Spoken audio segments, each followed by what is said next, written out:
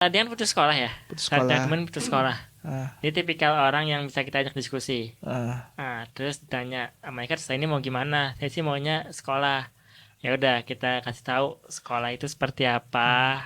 Terus apa sekolah yang cocok untuk mereka saat ini. Hmm. Dia ngambil sekolah terbuka. Dia sambil parkir, Ah. terus sekolah, pulang sekolah, parkir. Habis itu pulang ke Depok.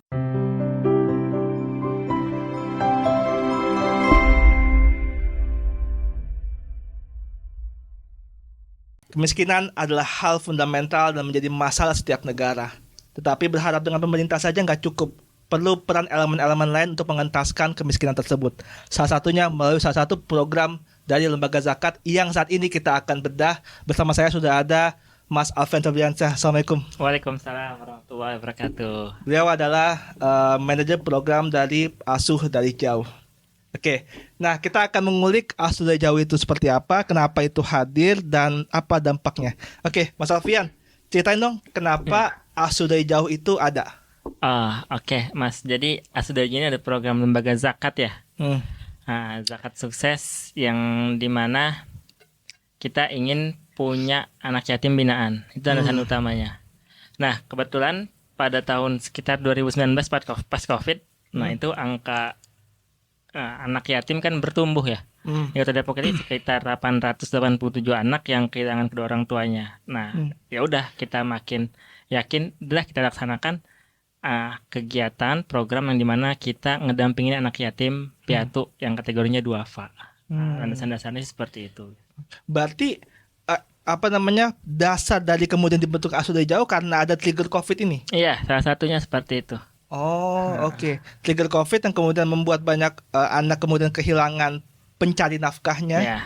Kemudian Asuh Dari Jauh itu hadir buat melengkapi Pengasuhan alternatif kita pengasuhan sebutnya. alternatif. Iya, pengasuhan alternatif ya. Oke. Apa aja yang diberikan dari Asuh Dari Jauh buat anak-anak itu? Nah, dasarnya Asuh Dari Jauh ini adalah program pengasuhan alternatif yang kita memastikan anak-anak asuh kita ini mendapatkan hak dasar mereka, ya, hak dasar perlindungan partisipatif dan juga tumbuh kembang. Nah, itu kita pastikan dia mendapatkan hal tersebut. Nah, implementasi dalam programnya kita ngedampingin dia rutin dan juga memberikan pastinya biaya support untuk kehidupan dia. Nah, itu hal dasarnya. Di lain itu ada kegiatan-kegiatan yang mensupport untuk tujuan yang kita inginkan dalam program tersebut. Oke, apa aja kegiatan yang support sama Asuh Dari Jauh? Kegiatan utamanya kita pendampingan ya. Pastinya kita ngedampingin anak-anaknya. Terus juga kita tahu nih, kita ngedampingin anak-anaknya nggak 100% setiap hari. Ya, kita hanya bisa hadir pekan sekali. Nah, siapa yang mendampingi dia setiap hari itu pasti ibunya. Nah, ibunya ini kita dampingin juga melalui yang namanya seminar parenting. Seminar parenting. Biar dia ada pembekalan agar bisa survive ketika dia sendiri ya mengasuh anak-anaknya. Terus juga dia bisa punya ilmu tambahan untuk ngedampingin anak-anaknya. Nah, kita masukkan program itu. Nah, untuk penguatan secara seluruh anak asuh kan kita di berbagai kecamatan ya. Itu kita adakan program rutin sebulan sekali pertemuan. Nah, 3 bulan sekali kita ajarkan dia seperti edukasi ke tempat wisata, terus juga kunjungan-kunjungan olahraga tergantung momennya. Kalau momennya Agustus, kita rayakan perayaan Agustus. Kalau momennya liburan, kita ajak dia liburan gitu. Biar dia merasa berwarna gitu dalam program ini. Iya. Biar juga merasakan sebagaimana anak-anak lainnya merasakan ya, Iya, kesenangan, benar-benar. bisa jalan-jalan dan kawan-kawannya ya. Iya ya. Dan berarti kan ini kalau saya lihat nggak cuma yatim ya. Berarti masih ada yang punya ayah juga ya di situ ya. Iya, jadi yang utama justru anak yatim. Terutama anak yatim. Yatim kategori piatu. Landasan utamanya adalah mereka yang kehilangan peran salah satu orang tuanya. Oh, peran salah satu orang tua. Iya. Oke. Di kita itu ada sekitar 3 anak yang ibunya nggak ada. Oh, ibunya nggak tinggal ada. bersama bapaknya. Tapi yang bersama bapaknya ini kita lebih utamakan yatim ya. Yang piatu kita seleksi lagi. Kalau misalnya Oke. kebutuhannya sangat urgent banget ya kita dampingin. Oke. Salah satu pemanfaat kita ada namanya malaikat. Malaikat. Ya, Oh iya. namanya malaikat. Namanya malaikat. Namanya Oke. malaikat. Itu dia piatu. Piatu. Ya, kita udah dampingin dia dari dia SMP sampai kita arahkan pendidikannya, Hmm. dia nyambung lagi ke SMA. Bahkan dari dia nggak sekolah ya. SMP kita arahkan masuk SMP terbuka. Dan sekarang dia jadi pencari nafkah keluarganya. Kita ngedampingin adiknya sekarang. Oh, gitu. Karena bapaknya sakit. Sakit. Ibunya udah meninggal, bapaknya sakit. Jadi ada juga yang piatu. Oh gitu. Ini pendampingannya tuh berapa lama emang? Sampai dia SMA tadi kemudian bisa jadi kerja sekarang. Ya, pendampingan kita itu kita biasanya hitung per batch. Setiap batch itu kita bisa masukin 30 setiap batchnya. Nanti sebelum masuk pendampingan itu kita buat semacam pemetaan lah. Kemampuan dasar dia, terus kita dampingin sampai waktunya setahun. Nah, setahun kita dampingin, ketika dia ada perubahan, baik itu dari pemahaman, terus juga dari karakter. Nah, itu dia akan lanjut ke batch kedua, terus sampai dia besar. Kalau dia nggak ada perubahan, dia nggak mau diubah sama kita atau nggak mau dibina sama kita, iya kita ganti dengan orang lain. Jadi kita udah kurang lebih berjalan hampir 4 tahun. Nah, tahun ini mau 4 tahun. 4 tahun, berarti ada 4 batch ya? Yang pertama nggak kita hitung batch 1. Oh, nggak gitu. Jadi hitungan dari batch 1, 2, 3. Nah, ini jalan ke 4. Oke. Apa yang kemudian diharapkan dari pembinaan 1 tahun itu? Mungkin ada indikator ini nggak yang kemudian diukur? Indikator yang diukur pertama perubahan dia ya terhadap karakter yang pastinya, terus juga pendidikan, terus yang pasti ketiga ini ada kesehatannya dia. Kesehatan. Karena kan kita bisa pahami ya, ketika dia kehilangan salah satu pengasuhnya, ayahnya, maka kurang lengkap gitu, dan kurang perhatian itu bisa kita sampaikan. Karena hampir rata-rata ibu dari anak-anak asuh kita itu pada kerja. Nah, sehingga ngedampingin dia di rumah itu ya neneknya atau kakak-kakaknya. Jadi ketika kita baseline assessment di awal, kita survei, makanannya dia nggak teratur, ikro ngaji nggak masih terbata-bata atau nggak difokuskan gitu, kesulitan mata pelajaran atau mengerjakan PR itu juga ada. Nah, itu kita hadir di situ. Ada yang sedang mengerjakan PR ya kita bisa bantu. Ada yang ikronya masih berantakan ya kita bisa bantu. Seperti itu. Yang kesehatannya makanannya berantakan kita kenalin. Nah, makanan saya itu seperti ini. Nah, nanti di akhir tahun biasanya kita buatkan survei lagi. Anak-anak kita buatkan survei, anak-anaknya isi dibantu sama ibunya, dia ada perubahan atau enggak. Dia tolak ukurnya seperti itu. Yang tadinya dia enggak makan sayur, dia kenal dan apa itu makanan par sehat. Nah, itu jadi tolak ukur kita. Seperti itu. Perubahannya sih enggak dihitungnya kualitatif kali ya, karena kualitasnya yang nggak bisa dihitung secara berapa jumlah perubahannya dan lain-lain. Enggak diukur berapa berat badannya berkurang atau enggak, BMI dan kawan-kawannya. Intinya karakter dan kesehatan dia. Dia merasa terlindungi dari 4 hak dasar yang tadi mereka sampaikan. I see. Tadi ada pernyataan menarik bahwa ibunya juga kerja. Iya, rata-rata kerja. Oh gitu, ibunya kerja. Tapi boleh tahu nggak secara rata-rata tuh kerjanya tuh sebagai apa biasanya ibu-ibunya? Rata-rata ada yang jaga toko, warung ada yang ya. ART, lebih banyak mungkin ke ART ya. ART. Hanya bantuin tetangganya, sekitar lebih banyak sih seperti itu. ART lebih banyak. Oh, kebanyakan ART ya. Pokoknya bukan pekerja kantoran lah ya. Jadi jangan kemudian berstigma negatif nih. Jangan uang gue disalurkan ke ibu-ibu yang ternyata high class. Enggak gitu ya. Emang ibu-ibu yang memang dia juga butuh support keuangan lagi meskipun dia sambil bekerja juga ya. Gitu. Oke. Nah, tadi kan di sisi kesehatan kita bisa lihat dia ada pola makan ya. Pola makan yang disarankan untuk kemudian mengonsumsi yang sehat-sehat ya, termasuk sayuran tadi. Kemudian sisi pendidikan itu apa yang diberi, apakah buku tulisnya ataukah memang dikasih tambahan pembelajaran, misalkan dikasih les tambahan atau gimana di sisi pendidikan? Biasanya setiap tahun kita berubah-ubah ya apa yang kita berikan kepada mereka sesuai kondisi dan juga asesmen yang kita lakukan di setiap tahun peserta. Nah, di tahun ini itu yang pastinya kalau misalnya sifatnya perlengkapan sekolah itu pasti ya. Pasti perlengkapan sekolah. Di perlengkapan sekolah di awal tahun anak-anak dapat perlengkapan sekolah. Cuman yang setiap bulan itu dia juga dapatkan itu kayak kita sebutnya bukan penyaluran atau bukan santunan dari awal. Kita sebutnya ini adalah uang pendampingan. Okay. Nominalnya berapa gitu? Nominalnya variatif. Kalau untuk tahun ini ya. Kenapa bisa variatif? Tergantung semangat dia saat dia asuh sama kita. Oh, oke. Tingkat belajar dia Oh. responsif atau enggak saat diasuh Oh, gitu. I see. Dia nurutin apa yang kita lakukan atau enggak, diikutin program atau enggak gitu. Ketika bagus ya berarti dapat uang pendampingan juga lebih tinggi. Oh gitu. Berarti apa yang nggak sama rata ya? Dia sangat bervariasi tergantung performa dari. dia. Nah, Oh gitu. Iya iya iya. Boleh spill nggak berapa yang dikasih range-nya? per anak itu 100 sampai paling maksimal 400.000. 100 sampai 400 ribu Paling per maksimal. anak. Oh, per anak per bulan. Per bulan. Oke, 100 sampai 400 ribu. Secara penggunaan ada ditetapin nggak sama ZS bahwa ini wajib dipakai buat ini ya? Iya. Yang pasti itu wajib digunakan untuk kebutuhan anaknya. Kebutuhan anaknya. Ya, dari awal program kita sampaikan ini uangnya untuk anaknya Bu ya, untuk Iya. perkembangan pendampingan anaknya. Enggak dilarang untuk program dia bayar cicilan, Iya. kontrakan, listrik itu nggak boleh. Itu disampaikan boleh. dari awal. Iya, tapi ada nggak yang kayak gitu-gitu?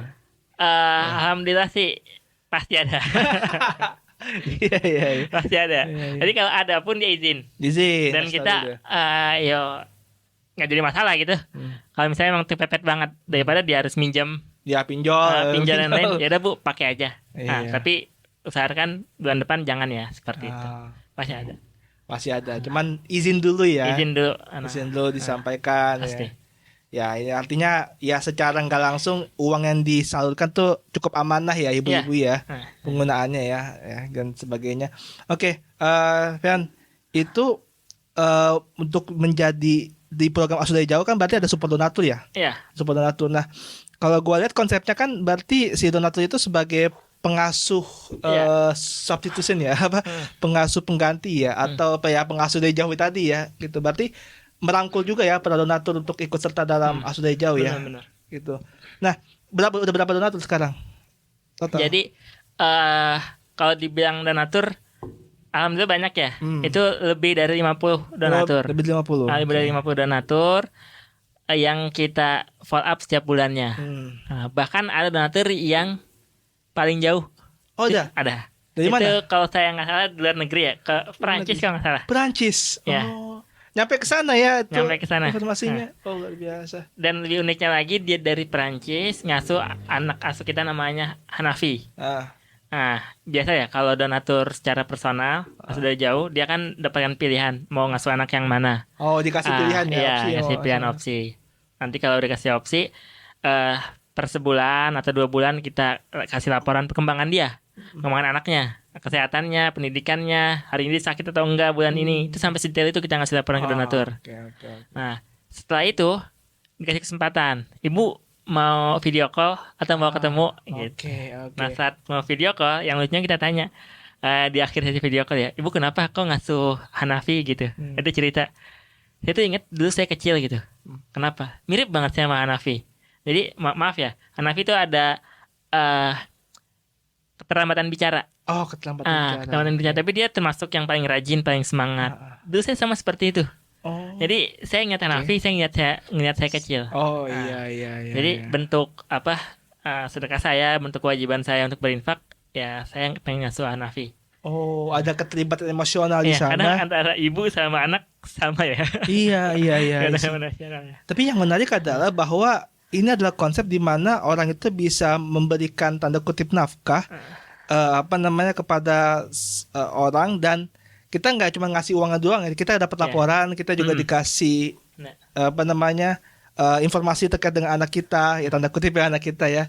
Itu terus kemudian juga dapat kesempatan video call juga ya, langsung sama anaknya ya. Bisa sama anaknya. Oh gitu. Karena di beberapa momen kalau kita ada kegiatan yang tadi saya bilang per 3 bulan, ya kita undang nih bisa hadir atau enggak. Oh, I see. Itu ada momen, kalau gua bayangin pasti ada momen-momen kayak emosional gitu ya, yang ya ngobrol dia. Ya, ada mungkin terbawa hati ya, masalah terenyuh gitu ya dengan program ini. Oke. Pernah nanya nggak? Oh, kayak tadi kan ada sempat ini ya, kalau dari Hanafi tadi si donatur itu merasa ada kesamaan histori, ya kan, bahwa dulu gue juga pernah kayak gini makanya mau bantu. Ada lagi ya cerita lain yang kenapa menjadi alasan kenapa kemudian donatur itu mau menjadi bagian dari Asuh Dari Jauh? Salah satunya ini siapa? Malaikat. Malaikat. Nah, itu malaikat historinya dia kuat, Hmm. banyak yang ingin bantu dia karena dia waktu itu sempat viral di sosial media ya. Oh, viral. Oke. Karena memang satu namanya unik, Ya, malaikat. oke. Kalau saya nggak salah, hampir nama adik-adiknya juga unik. Tapi saya yang saya inget malaikat doang ya. Oh, gitu. Bapaknya juga sakit, Ah. di matanya sakit, Hmm. terus dia berjuang untuk menghidupi nafkah keluarganya. Jadi anak orang-orang itu keunikan nama, terus juga histori cerita dari perjuangan malaikat. Nah, tertarik pada malaikat. Oke, oke, oke. Apa histori yang bisa sangat penjual dari malaikat ini?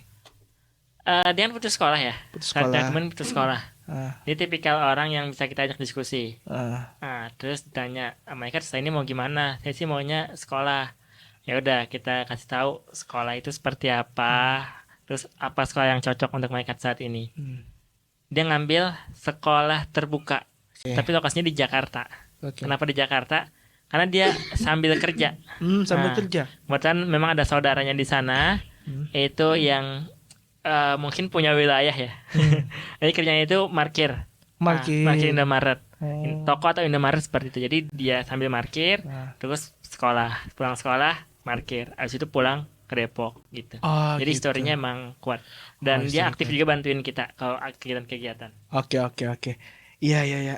Berarti histori tadi ya terkait dengan apa kita bisa bilang bahwa ini adalah keteguhan dan apa namanya kalau bahasa Inggrisnya itu grit ya. Ya, Ya, kegigihan dari seorang malaikat ya sehingga membuat itu menjadi value tersendiri buat malaikat yang membuat Natur akhirnya membeli tanda Benar, kutip value-nya story-nya itu ya.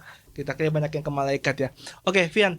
Waktu itu Wakaf Sukses itu membantu program Masuk Dari Jauh ya. Dari hasil dari wakaf yang kemudian kita kelola, kita salurkan salah satunya untuk program Asuh Dari Jauh. Karena ini memang kewajiban lembaga wakaf ketika mengelola aset wakaf, ada hasilnya itu perlu disalurkan.